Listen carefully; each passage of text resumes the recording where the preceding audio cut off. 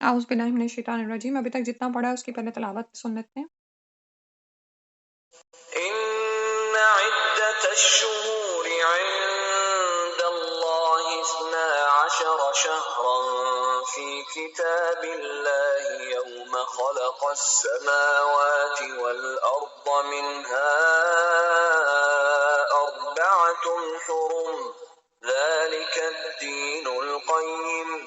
فلا تظلموا فيهن أنفسكم وقاتلوا المشركين كافة كما يقاتلونكم كافة واعلموا أن الله مع المتقين إنما النسيء زيادة في الكفر يضل به الذين كفروا يحلونه عاما ويحرمونه عاما ليواطئوا عدة ما حرم الله فيحلوا ما حرم الله زين لهم سوء أعمالهم والله لا يهدي القوم الكافرين. اچھا، یہاں پہ اس آیت میں نا ایک جو بات رہ گئی تھی جو میں دیکھ رہی تھی کہ کبیسہ کا سال انہوں نے نا طریقہ نکالا ہوا تھا، کبیسہ کا طریقہ نکالا ہوا تھا. اس میں کیا کرتے تھے کہ ہر 3 قمری سالوں کے بعد ایک ماہ زائد شمار کرتے تھے. تو اس سے ان کے ہاں کیا ہوتا تھا کہ قمری سال شمسی سال کے برابر ہو جاتا تھا. ٹھیک ہے. اس طرح اس کی وجہ سے ہوتا کیا تھا، کیونکہ ہم دیکھتے ہیں نا ہماری عبادات یعنی حج جو ہے وہ آئے گا ذوالحجہ میں، اور روزے جو ہیں وہ رمضان میں آئیں گے. تو ان کے اس طرح کرنے سے وہ یعنی یہ ساری عبادات شمسی اس پہ چلی جاتی تھی، شمسی کیلنڈر پہ. اور ایسا وہ کرتے کیوں تھے؟ وہی دنیاوی فائدہ اٹھانے کے لیے کہ حج کے موقع پر بیت اللہ کے متولیوں کو بہت سارے نذرانے حاصل ہوتے تھے نا، اور وہ نذرانے کب آنے ہوتے تھے؟ ان کے پاس جب غلہ پکتا تھا اور فصلیں حاصل ہوتی تھیں. تو اور اس کا تعلق شمس سے ہوتا تھا، سورج سے ہوتا تھا. ٹھیک ہے نا. تو اس کے مطابق یہ قمری تقویم کو چینج کر دیتے تھے. ٹھیک ہے. ادروائز تو ہم دیکھتے ہیں نا کہ ہماری عبادات مختلف مہینوں میں آتی ہیں. جیسے رمضان ہے تو وہ سارے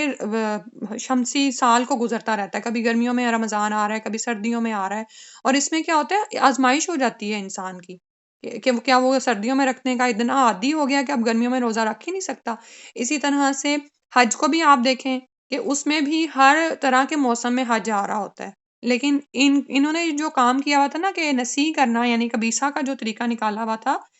تو اس سے کیا تھا کہ مہینے اپنی جگہوں سے ہی ہل گئے ہوئے تھے. اب آپ امیجن کریں کتنی کنفیوژن چل رہی ہوگی نا کہ اور سارا ہولڈ انہی کا تو تھا. یعنی اگر آپ کسی مہینے کو محرم کہہ رہے ہیں اور وہ چاہے رمضان کا مہینہ ہو، کچھ پتا نہیں ہے کہ کیا کیا ہوا تھا. ٹھیک ہے. آگے تلاوت پوری کرتے ہیں. يا أيها الذين آمنوا ما لكم إذا قيل لكم انفروا في سبيل الله اثاقلتم إلى الأرض أرضيتم بالحياة الدنيا من الآخرة فما متاع الحياة الدنيا في الآخرة إلا قليل إلا تنفروا يعذبكم عذابا أليما ويستبدل قوما غيركم ولا تضروه شيئا والله على كل شيء قدير. اچھا، اب یہاں پر آپ یہ دیکھیں کہ قرآن میں ہم اس کو نا مختصر پڑھتے چلے جا رہے ہیں کہ جیسے غزوہ بدر، احد، احزاب، اس کے بعد صلح حدیبیہ کا تھوڑا پڑھا ہم نے، اس کے بعد فتح مکہ اور حنین، اور اس کے بعد جو سا ہے اب اس کی تبوک کی بات آ رہی ہے، ٹھیک ہے؟ تو اگر جب آپ ہسٹری پڑھتے ہیں نا تو یہ ساری باتیں اس میں ڈیٹیل سے بیان ہو رہی ہیں، تو ماشاء اللہ سے آپ سبھی الحمدللہ جب بھی آپ تفسیر پڑھ رہی ہوتی ہیں تو تیاری خوب کر رہی ہوتی ہیں، تو میں بس بتانا یہ چاہ رہی تھی کہ جتنا میں نے کروایا نا وہ بالکل بھی شارٹ ہے، یعنی جتنا ہم نے کیا ہے ابھی تک، لیکن یہ ہے کہ اس کو پورا اگر آپ اس وقت ہی کر لیں گے، چاہے اس کے لیے آپ کو کسی تفسیر کی کتاب سے یا تاریخ کی کتاب سے سوری سیرت کی کتاب سے یا تاریخ کی کتاب سے مدد ہی کیوں نہ لینی پڑے، ٹھیک ہے؟ جیسے میں رات کو تاریخ کی ایک کتاب پڑھ رہی تھی تو اس میں یہی غزوہ تبوک کا حال تھا، اور اس سے پہلے جو بھی سچویشنز چل رہی تھیں، اگر آپ کہیں گی تو میں تھوڑی سی آپ کے ساتھ شیئر کر دوں گی، وہ آپ سیلف ریڈنگ کر لیجئے گا انشاءاللہ۔ اگلا ویک ویسے بھی آف ہے تو، اور یہ افضل دن ہے، ان میں آپ دیکھیے گا، اسٹڈی کیجیے گا۔ اچھا، اگلے ہفتے ٹیسٹ ہے ہمارا؟ ٹیسٹ نہیں ہے نا، ٹیسٹ تو اب اگلے ویک نہیں ہو سکے گا انشاءاللہ، اگلے نہیں ویک ہے، تو ہم چھٹی کریں گے نا، کیونکہ وہ پھر عید ہے تو پھر کچھ لوگ نہیں آ سکیں گے، کچھ آئیں گے، پھر اس طرح ہونا تھا۔ ٹیوزڈے کو کر سکتے ہیں نا، ٹیوزڈے نہیں کر رہے ٹیسٹ؟ چلیں یہ آپشن ہم پھر لوگ نے نیکسٹ ویک کا آف ہی رکھنے کا سوچا ہے، وہ سب کے اچھا جیسے روزے وغیرہ ہاں ہوتے ہیں بچے بھی اب گھر پر ہوں گے ہاں نا بچے ہو اگلے سکتا ہے اس ویک سے، دن کیونکہ جو بچے جا بھی رہے ہیں وہ بھی کہتے ہیں ہم چھٹی کریں گے، جی ہم نے روزہ رکھنا ہے۔ اور ہائی اسکول تو بند ہو جائیں گے نا یہ جمعے سے ہی بند ہو رہے ہیں تو سب کی چھٹی ہوگی۔ ہیں کیا ہے اعوذ باللہ من الشیطان الرجیم، اللہ اگر تو نہیں تنصروہ تو مدد کرو گے اس کی، فقط تو تحقیق نصرہ اللہ مدد کی ہے اس کی اللہ نے، اذ اخرجہ جب نکالا اس نے، الذین ان لوگوں کو کفروا سوری جب نکالا اس کو ان لوگوں نے، کفروا جنہوں نے کفر کیا، ثانی اثنینی دو میں سے دوسرا، اذ ہما جب وہ دونوں تھے، فی الغار غار میں، اذ یقول جب وہ کہہ رہا تھا، لصاحبہ ہی اپنے ساتھی سے، لا تحزن نہیں تم گھبراؤ، ان اللہ بے شک اللہ ان اللہ معنا بے شک اللہ ہمارے ساتھ ہے، فانزل اللہ تو نازل کیا اللہ نے سکینتہ اپنی سکینت علیہ اس پر، وایدہ اور مدد کی اس کی، بجنود سات لشکروں کے، لم تروہا تم نے نہیں دیکھا اس کو، وجعل اور کر دیا، کلمت الذین کفروا کافروں کی بات کو، السفلی نیچا، وکلمت اللہ اور اللہ ہی کی بات ہی العلیٰ وہ بلند ہے، واللہ عزیز حکیم اور اللہ تعالیٰ خوب زبردست حکمت والے ہیں۔ تو یہاں پر جو ہے وہ ہجرت کا حال بتایا جا رہا ہے کہ اگر تم رسول کی مدد نہیں کرو گے اور تبوک میں نہیں نکلو گے تو اللہ سبحانہ تعالیٰ تو اس سے پہلے بھی اپنے نبی کی مدد کر چکا ہے، اس وقت تم کہاں تھے؟ کوئی بھی ساتھ نہیں تھا اس کے، صرف ایک ہی ساتھی اس کے ساتھ تھا، جب کافروں نے ان کو اپنے وطن یعنی مکہ سے نکالا تو وہ دو میں سے دوسرا تھا، اور وہ دونوں ایک غار میں تھے یعنی غار سور میں، اور جب رسول صلی اللہ علیہ وسلم اپنے ساتھی سے کہہ رہے تھے لا تحزن ان اللہ معنا، نہ غم کر بے شک اللہ ہمارے ساتھ ہے، یہ جو میت خاص ہے نا اور اس پہ توکل ہونا کتنی خوبصورت بات ہے، اور یہ انبیاء میں ہمیں نظر آتی ہے کہ سامنے آپ موسیٰ علیہ السلام کا کسی کر لیں، سامنے ٹھاٹھے مارتا سمندر ہے اور پیچھے جو ہے پیچھے نہیں پورے لشکروں سمیت آ گئے ہیں، یعنی غلام قوم ہے، بھاگی ہوئی قوم ہے، اور پیچھے پورے اس لشکر کو دیکھ رہی ہے اور سامنے سمندر ہے، اور اب کہنے لگے انا لمدرکون کہ ہم تو بے شک پکڑے گئے، کہ اب یہ موسیٰ ہمیں کہاں لے آیا، اور موسیٰ علیہ السلام سبحان اللہ فرما رہے ہیں کہ میرا رب میری رہنمائی فرمائے گا۔ ایسا توکل ہے ہمارے اندر کہ ہم یعنی جس وقت مصیبت میں پھنس جائیں اور لوگ ہمیں پوچھ رہے ہیں لیکن ہم سکون میں ہیں، ہم تسلی میں ہیں۔ کب ایسی تسلی ہوتی ہے؟ جس وقت آپ اللہ پر توکل اور بھروسہ کرتے ہیں نا کہ میں اللہ کے حکم پر چل رہی ہوں نا، اللہ کی اطاعت کر رہی ہوں، تو مجھے اللہ سبحانہ تعالیٰ بچا لیں گے، میری مدد فرمائیں گے، کچھ تو ہوگا نا۔ اور یہ تب ہوتا ہے جب ایمان جو ان سا اس درجے پر پہنچ چکا ہوتا ہے کہ جو کچھ اللہ نے مجھے حکم دیا ہے اور میں اس کی اطاعت میں لگی ہوں نا تو مجھے یہی کرنا ہے، ان اللہ معنا بے شک اللہ ہمارے ساتھ ہے۔ اور یہ جس کی زبان سے نکلتا ہے تو اٹ مینس کہ ان کے دلوں کے اندر بھی وہ اطمینان اور سکون ہوتا ہے نا۔ اور آپ یہ دیکھیں کہ یہی دراصل اللہ حنیفیت ہے، یکسو ہونا ہے اللہ کی طرف، کہ باہر اتنے بڑے بڑے طوفان آ رہے ہیں لیکن وہ بندہ اندر سے مطمئن اور پرسکون ہے، ٹھیک ہے؟ یہی ہمارے لیے سیکھنے کے چیزیں ہیں انبیاء کی زندگی میں۔ تو اللہ تعالیٰ نے کیا کیا، انزل اللہ سکینتہ علیہ وایدہ بجنود لم تروہا، اللہ تعالیٰ نے اس پر اپنی سکینت نازل فرمائی۔ سکینت کیا ہے کہ یعنی جذباتی طور پر بھی آپ مطمئن ہو، اللہ پر آپ کا توکل ہے، آپ سکون میں ہو، آپ اپنے مقصد سے غافل نہیں ہو۔ ہم کیا کرتے ہیں، کوئی بھی ایسا مسئلہ پیش آ جائے سب سے پہلے ہمارا دھیان اللہ سے ہی دور جاتا ہے، یعنی جس مقصد میں جس ٹارگٹ میں ہم لگے ہوتے ہیں نا اس سے ہم دور ہو جاتے ہیں، ٹھیک ہے، کیونکہ ہم پینک ہو جاتے ہیں نا۔ تو اللہ تعالیٰ فرما رہے ہیں کہ اللہ تعالیٰ تو اس کی مدد پہلے بھی کر چکا ہے، ایسے لشکروں کے ساتھ جن کو تم نے نہیں دیکھا تھا۔ کیا ہوا تھا؟ مکڑی نے جالا بن دیا تھا، کبوتری نے انڈے دے دیے، وہ لگتا ہی نہیں تھا کہ اندر کوئی گیا ہوگا، ٹھیک ہے۔ اور ابو بکر رضی اللہ عنہ دشمنوں کے پاؤں دیکھ رہے تھے نیچے سے، اور وہ کہہ رہے تھے کہ یہ یعنی ابھی تو اندر پہنچے، اور رسول صلی اللہ علیہ وسلم فرما رہے ہیں لا تحزن ان اللہ معنا۔ تو ایسے لشکروں کے ساتھ مدد فرمائی گئی، یعنی اب کہا یہ جا رہا ہے کہ تم نہیں نکلو گے، تو اللہ کے رسول صلی اللہ علیہ وسلم دعوت کے لیے نکلے تھے، وہ مدینہ کو پہنچنا تھا انہوں نے، اور ان کے ساتھ کوئی نہیں تھا علاوہ ابو بکر صدیق رضی اللہ عنہ کے۔ تو کیا ہوا؟ اللہ نے کیا مدد نہیں کی ان کی؟ کیسے مدد کی ہے؟ اور میں وہ روایت سن رہی تھی کہ عائشہ رضی اللہ عنہ کہتی ہیں کہ ایک دفعہ رسول صلی اللہ علیہ وسلم کے ساتھ وہ باہر نکلیں، اور باہر جو ہے نا تارے ہی تارے تھے آسمانوں پر، تاروں بھری رات تھی۔ تو نبی صلی اللہ علیہ وسلم فرمانے لگے، مفہوم اب یاد رہ گیا مجھے حدیث کا، کہ عائشہ رضی اللہ عنہ نے پوچھا کہ یا رسول اللہ کیا کسی شخص کی اتنی نیکیاں بھی ہوں گی جتنی آسمان پر اتنے تارے نظر آ رہے ہیں؟ آپ کو یاد ہوگا کہ بیک ہوم میں جب لائٹس اتنی زیادہ نہیں ہوتی تھی نا، مجھے اپنے گاؤں کا منظر یاد ہے، تاروں سے بھرا ہوا اٹا پڑا ہوتا تھا آسمان نا، تو ایسی ہی کوئی رات ہوگی وہ۔ تو عائشہ رضی اللہ عنہ کہنے لگی کہ کیا کسی کی نیکیاں اتنی بھی ہو سکتی ہیں؟ تو رسول صلی اللہ علیہ وسلم نے فرمایا ہاں عمر کی۔ تو عائشہ رضی اللہ عنہ کے ذہن میں نا دل میں عجیب سا خیال آیا نا، یعنی ظاہر اپنے باپ کی انہوں نے محسوس کیا باپ کے لیے۔ تو نبی صلی اللہ علیہ وسلم نے فرمایا کہ ابو بکر صدیق کی وہ ایک رات، وہ جو غار ثور میں انہوں نے گزاری نا نبی صلی اللہ علیہ وسلم کے ساتھ، وہ عمر کی زندگی بھر کی نیکیوں پر بھاری ہے۔ اور عمر رضی اللہ عنہ فرمایا کرتے تھے کہ کاش مجھے وہ ایک رات مل جاتی، ٹھیک ہے، کیونکہ آپ یہ دیکھیں کہ وہ بعض اوقات آپ کسی ایسے کام میں ہوتے ہو جو ہوتا تو اپنے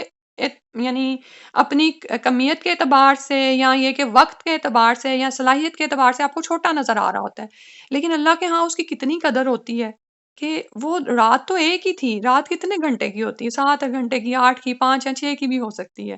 تو لیکن اس وقت جو ابو بکر صدیق نے کیا ہے، اور پھر آپ جانتے ہیں نا کہ اس غار میں سوراخ بھی تھے، پہلے ان سوراخوں کو انہوں نے بند کیا کپڑوں کے پیسز کر کے، پھر جب ایک جگہ باقی بچ گئی تو وہاں پر اپنی پاؤں ہی رکھ دیا تھا، اور پاؤں پہ ہی بچھو نے یا سانپ نے کاٹ لیا تھا، اور وہ صرف تکلیف ان کو ہوئی لیکن صرف اس وجہ سے کہ نبی صلی اللہ علیہ وسلم آپ کی گود میں استراحت فرما رہے تھے، سر آپ کا جو نبی صلی اللہ علیہ وسلم کا سر آپ کی گود میں تھا تو آپ ہلے نہیں، لیکن آنسو ٹپک پڑے نبی صلی اللہ علیہ وسلم کے چہرہ مبارک پر، تو اس وقت پھر انہیں پتہ چلا۔ تو سبحان اللہ اس رات کی نیکیاں، اور پھر جیسے ان کی بیٹی کھانا تیار کری ہے پیچھے سے، پھر ان کا غلام جو ان سے وہ بھی ان کے کیا کیا کام کر رہا ہے، تو اللہ تعالیٰ نے کیسے لشکروں سے مدد فرمائی، وجعل کلمۃ الذین کفروا السفلی، اور اس نے کر دیا کافروں کی بات کو نچلا، یعنی کافر وہاں پر موجود تھے، آئے ہیں بستر پر نبی صلی اللہ علیہ وسلم کو دیکھنے، علی رضی اللہ عنہ کو پایا، اور پھر صبح کے وقت دیکھیں کہ علی رضی اللہ عنہ جو ہیں وہی امانتیں بھی تقسیم کر رہے ہیں، یعنی انہی کافروں کی امانتیں تقسیم کر رہے ہیں، اور پھر اس کے بعد یہ لوگ نبی صلی اللہ علیہ وسلم کے تعاقب میں غار ثور کے دہانے تک بھی پہنچ گئے تھے، لیکن اللہ تعالیٰ نے ان کی بات کو نچلا کر دیا، یہ آپ صلی اللہ علیہ وسلم کو نہیں پا سکے۔ وَقَلِمَةُ اللَّهِ هِيَ الْعُلْيَا، اور اللہ کا کلمہ وہی بلند ہے، وہی بلند ہونے والا ہے، یعنی اللہ تعالیٰ یہ چاہتے تھے کہ یہ ہو جائے، تو یہ سب کچھ کس طرح سے وقوع پذیر ہوا۔ واللہ عزیز حکیم، اور اللہ تعالیٰ خوب زبردست حکمت والے ہیں، یہ اللہ تعالیٰ کے حکیمانہ فیصلے تھے نا۔ اور آپ یہ دیکھیں کہ اگر اس پورے ہم پڑھ چکے ہیں ہجرت کے سفر کو، کہ کس طرح سے اللہ سبحانہ تعالیٰ نے یہ سارے حالات پیدا کیے۔ ابو بکر صدیق جو ہیں وہ اجازت مانگ رہے ہیں نبی صلی اللہ علیہ وسلم سے کہ یا رسول اللہ میں بھی ہجرت کر جاؤں، تو آپ صلی اللہ علیہ وسلم ان کو روک رہے ہیں۔ تو پھر جب انہیں پتہ چلا کہ اچھا کچھ ایسا اشارہ ہے کہ میں بھی آپ کے ساتھ نکلوں گا، تو پھر وہ 2 اونٹنیاں پالنا شروع ہو گئے تھے نا، ببول کے پتے ان کو کھلا رہے تھے کہ ان کو خوب موٹا کر لیں تاکہ وہ اتنے لمبے سفر میں ان کو آسانی رہے، ٹھیک ہے۔ اس کے بعد اگلی آیت میں فرمایا انفروا خفافا و ثقالا، نکلو تم ہلکے ہو کر یا بھاری ہو کر، وجاہدوا اور جہاد کرو باموالکم وانفسکم، اپنے مالوں اور جانوں کے ساتھ، فی سبیل اللہ اللہ کی راہ میں، ذالکم یہ تمہارے لیے، خیرن بہتر ہے، لکم تمہارے لیے، ان کنتم تعلمون اگر تم جانتے ہو۔ تو یہاں پر پھر جہاد کا ہی حکم دیا جا رہا ہے، اسی بات کو دوبارہ کنٹینیو کیا جا رہا ہے۔ بیچ میں بات کیا آئی کہ اگر رسول کی مدد نہیں کرو گے تو رسول کی مدد تو اللہ سبحانہ تعالیٰ خود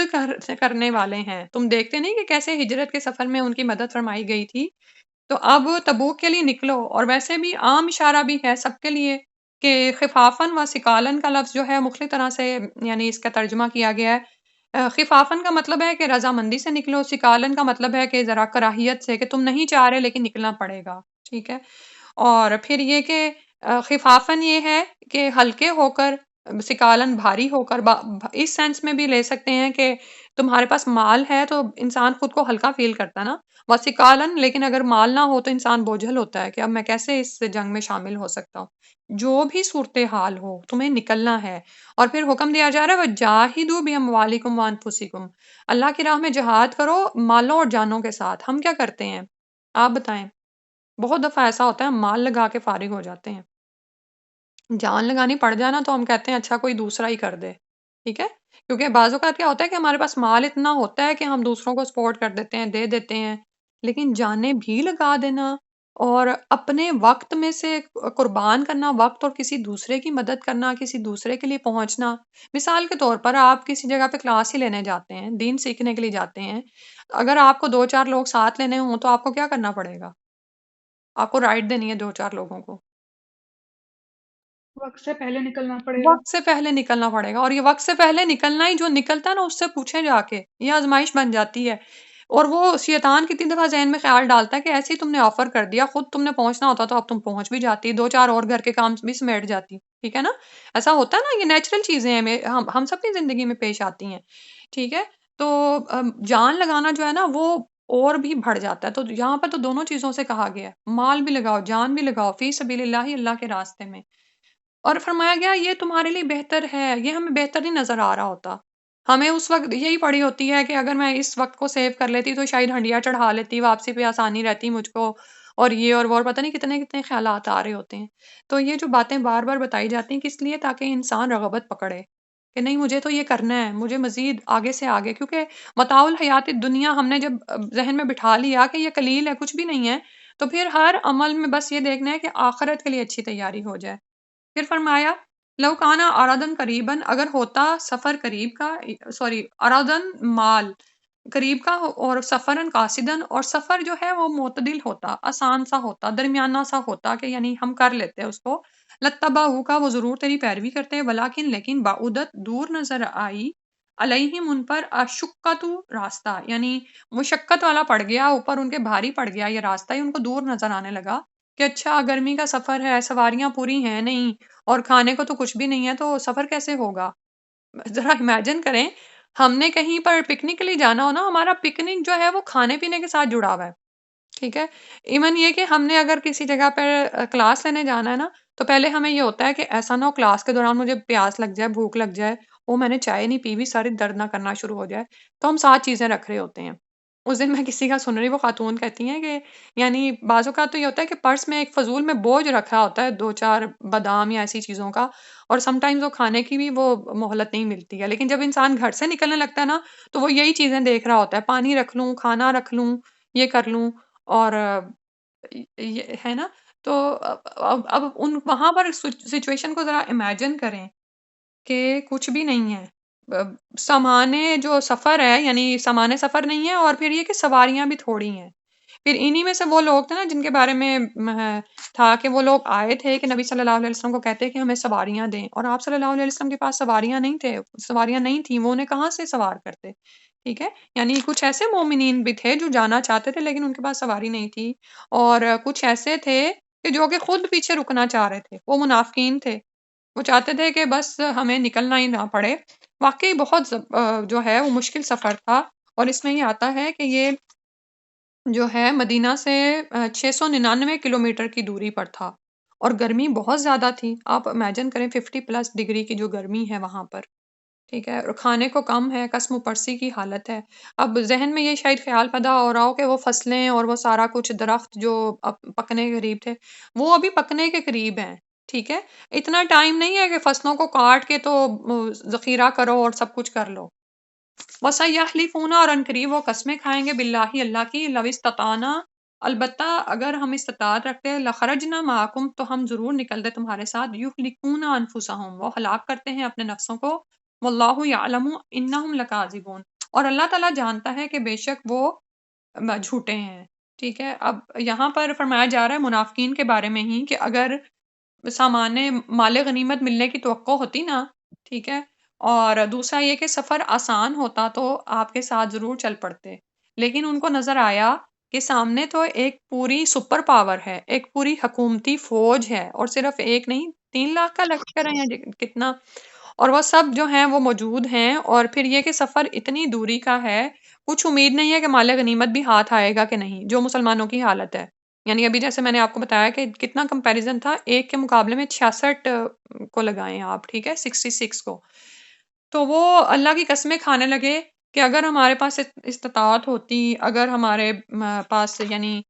کچھ ہوتا تو ہم ضرور آپ کے ساتھ نکلتے، ہمارے حالات ہی اس وقت سازگار نہیں ہیں، ہم کیسے آپ کے ساتھ نکل سکتے ہیں، ہم اگر ہمارے پاس مال ہوتا اور سب کچھ ہوتا تو ہم ضرور آپ کے ساتھ نکلتے، ہمیں کوئی عذر نہ ہوتا۔ تو یہ سب کچھ کیا تھا، یہ جھوٹے بہانے تھے ان کے، یہلکون انفسہم، اپنے نفسوں کو ہلاک کر رہے ہیں، کیونکہ ہلاک کر رہے ہیں۔ اب آپ ہی بتائیں کیسے ہلاکت ہوگی ان کی؟ نفس کی پیروی کر رہے ہیں نا۔ نفس کی پیروی، اور اس جنگ کے لیے نکلنا فرض تھا، فرض سے رکنا کیا ہے، ہلاکت ہے نا، ٹھیک ہے، اپنے نفسوں کو ہلاک کر رہے ہیں۔ جیسے نمازی، اگر کیا نبی صلی اللہ علیہ وسلم نے فرمایا کہ جو فجر کی نماز کے لیے نہیں نکلتے، میرا دل چاہا کہ ان کے گھروں کو آگ لگا دوں، ٹھیک ہے، تو اس سے کیا ہے کہ یعنی نعوذ باللہ بے نمازی کا انجام کیا ہے وہ بھی نظر آتا ہے، نعوذ باللہ من ذالک۔ تو فرض سے انکار جو ہے وہ اللہ تعالیٰ نے فرمایا کہ یہ کیا ہے، یہلکون انفسہم، اپنے آپ کو ہی ہلاک کریں، اللہ کا کیا نقصان کریں۔ واللہ یعلم انہم لکاذبون، اللہ تعالیٰ جانتا ہے کہ وہ بے شک بول رہے ہیں، جھوٹے ہیں، جو بھی یہ عذر بہانے کر رہے ہیں، یہ ان کے حالات اس کے ساتھ نہیں دیتے۔ جھوٹ کیا ہے، وہ یہی کہ سب کچھ ہے، نکل سکتے ہیں، یہ کوئی لنگڑے لولے نہیں ہیں، جیسے آگے یا پیچھے بھی ہم پڑھ چکے ہیں نا کہ کن کو رخصت دی جاتی ہے جنگ سے رہنے کے پیچھے، اندھے کو، بہرے کو، لنگڑے کو، یا اس طرح نا، لیکن ان کے ساتھ تو ایسا کوئی مسئلہ نہیں ہے، اور مال بھی تھا اور سب کچھ، یعنی نکل سکتے تھے، کیونکہ یہ تو ویسے ہی منافقین ہیں، انہوں نے تو ویسے بھی کتنی قربانیاں دی ہوں گی۔ اور اسی سے مجھے یاد آ رہا ہے کہ صحابہ کا کیا حال تھا، یہ وہی غزوہ تبوک ہے جس میں ابو بکر رضی اللہ عنہ اپنے گھر کا سارا مال لے آئے تھے۔ ابھی جو ابو بکر رضی اللہ عنہ کا ذکر ہو رہا تھا نا کہ کیا کیا امت کا فقیر ترین انسان ہے، سبحان اللہ۔ اور عمر رضی اللہ عنہ نے سوچا کہ آج تو میں ضرور شکست دے لوں گا، یعنی میں آگے بڑھ جاؤں گا، لیکن کیا ہوا، وہ آدھا لے کر آئے، آدھا گھر والوں کے لیے چھوڑا، تو دیکھا تو ابو بکر سارا ہی اٹھا لائے تھے، سبحان اللہ۔ اب جتنا جتنا تھا، اور اس کے بعد عبد الرحمن بن عوف اور عثمان رضی اللہ عنہ کے لیے آتا ہے کہ وہ ڈھیروں اشرفیاں لائے تھے، سونے کے سکے تھے، اور نبی صلی اللہ علیہ وسلم ان کو لائے ہوئے، یعنی وہ ان کو دیکھتے تھے اور خوش ہوتے تھے اور فرماتے جا رہے تھے کہ آج کے بعد عثمان کو اس کا کوئی عمل نقصان نہیں دے گا۔ یعنی بعض اوقات کچھ حالات میں کیے گئے اعمال اتنا ورتھ رکھتے ہیں نا کہ آپ دیکھیں کہ وہ بعد تک کے حالات کے لیے آپ کے لیے ایک وہ گلیڈ ٹائڈنگ ہو جاتی ہے کہ ہاں بھئی اس نے بہت کچھ کیا ہوا ہے، اب اگر اس کے بعد یہ کچھ کر لے گا تو کوئی ایسا حرج نہیں ہے، سبحان اللہ۔ اور اسی طرح یعنی، اور یہ قربانی کے وقت ہوتا ہے، اور آپ یہ دیکھیں کہ یہ جو زمانہ ہے نا، یہ اسلام جڑیں پکڑ رہا ہے نا، بالکل اسی طرح اگر آپ کسی ادارے میں کام کر رہے ہیں نا، تو اس ادارے کی جو بنیاد رکھنے والے لوگ ہوتے ہیں نا، وہ اس کے سابقون الاولون ہیں، جن مشکلات سے وہ گزرتے ہیں نا، بعد میں آنے والے تو اس کا پھل کھا رہے ہوتے ہیں۔ کوئی اسلامک اسکول ہے، اس کو اٹھا کے آپ دیکھ لیں، شروع میں انہوں نے کتنی تکالیف دیکھی ہوں گی، ہو سکتا ہے بہت سے لوگ ان کو باتیں کرتے ہوں، اگلے دن جیسے میں اپنی ہی اسکول کا احوال سن رہی تھی کہ اتنا بڑا سوراخ ہوتا تھا، تو میں نے کہا اچھا یہ صورتحال تھی، کہتے ہیں مسجد کی جگہ پر ایک گھر تھا جہاں پر نماز شروع ہوئی تھی، اور اس میں پھر وہ بتاتی ہیں کہ پھر اسکول شروع ہوا تو اسکول میں اتنا بڑا سوراخ ہوتا تھا، وہیں پہ ایڈمیشنز ہو رہے ہیں۔ اور اسی طرح مجھے بیک ہوم میں بھی ایک ادارہ یاد ہے، وہ خیر دنیا کا ہی ادارہ تھا، لیکن وہ زکوٰۃ کی مال پہ چلتا تھا، تو اس میں ایک انجینئر صاحب تھے جنہوں نے درخت کے نیچے بیٹھ کے کلاس شروع کی تھی، کیونکہ جو بلڈنگ ان کو ملنی تھی نا وہ قبضہ گروپ کے پاس تھی وہ گورنمنٹ کی بلڈنگ، لیکن وہ ابھی ان کو ملی نہیں تھی۔ تو میں کہتی ہوں سبحان اللہ، یہ جن لوگوں نے کام شروع کیے ہوتے ہیں نا، یہ ان کا کوئی اندر پیشن ہوتا ہے، اللہ تعالیٰ کرانے والے ہوتے ہیں، تو اس کو انجینئر کو نہیں یہ خیال آیا کہ میں کیا بے وقوفی کر رہا ہوں کہ ایڈمیشن لیے جا رہا ہوں درخت کے نیچے بیٹھ کے، تو کیا درخت کے نیچے ہی کلاس شروع ہونی ہے؟ اور وہ ٹیکنیکل ادارہ تھا، یعنی وہاں پہ باقاعدہ مشینیں بھی نصب ہونی تھیں، یعنی ویسے تو ہم کہنا کہ قاعدہ پڑھانا ہے تو درخت کے نیچے بیٹھ کے بھی پڑھایا جا سکتا ہے، لیکن وہ باقاعدہ ایک ادارہ قائم ہونا تھا جس میں مشینیں لگنی تھیں اور سارا کام شروع ہونا تھا۔ تو سبحان اللہ، جو واقعی جو کہ شروع میں لوگ کام کرنے والے ہوتے ہیں نا، ان کا پیشن ہی الگ ہوتا ہے، ان کے اندر جو اللہ تعالیٰ ڈال دیتے ہیں چیزیں۔ اللہ سبحانہ تعالیٰ ہم سے بھی اپنے دین کا بہترین کام لے لیں، اور ہم یہ اس طرح کے جھوٹے بہانوں سے باہر نکل آئیں، یعنی خود کو انڈر ایسٹیمیٹ نہ کریں۔ میں یہ بھی نہیں کہتی کہ ہم خود کو اوور ایسٹیمیٹ کریں اور اتنے کام اپنے ذمے لے لیں کہ اپنے گھر کی ذمہ داریوں سے غافل ہو جائیں، لیکن بیلنس کے ساتھ دیکھیں تو کہ کیا صورتحال ہے۔ اور پھر سب سے بڑی بات تو یہاں پر یہ آ رہی ہے کہ جب چیز فرض ہو جاتی ہے نا، اس کو آپ جیسے بھی میں نے مثال دی نا کہ گھر میں بچہ جب بیمار پڑ جاتا ہے نا اپنا، تو پھر باقی بچے نہیں انسان کو یاد رہتے، اور سارے گھر کے لوگ بھی اسی کی تیمارداری میں اور اپنا سارا مال اس کی صحت میں لگانے کی سوچ رہے ہوتے ہیں۔ ٹھیک ہے، تو بالکل یہ ڈفرینٹ کنڈیشنز ہوتی ہیں، ڈفرینٹ سچویشنز ہوتی ہیں جو ہمارے سامنے آتی ہیں۔ اللہ سبحانہ تعالیٰ سے دعا ہے کہ ہمیں اللہ تعالیٰ ان کو پہچاننے کی اور اس کے مطابق عمل کرنے کی توفیق عطا فرما دیں۔ اس کی تلاوت اب یاد سے فنش کر لیتے ہیں۔ إلا تنصروه فقد نصره الله إذ أخرجه الذين كفروا ثاني اثنين إذ هما في الغار إذ يقول لصاحبه لا تحزن إن الله معنا فأنزل الله سكينته عليه وأيده بجنود لم تروها وجعل كلمة الذين كفروا السفلى وكلمة الله هي العليا والله عزيز حكيم انفروا خفافا وثقالا وجاهدوا بأموالكم وأنفسكم في سبيل الله ذلكم خير لكم إن كنتم تعلمون لو كان عرضا قريبا وسفرا قاصدا لاتبعوك ولكن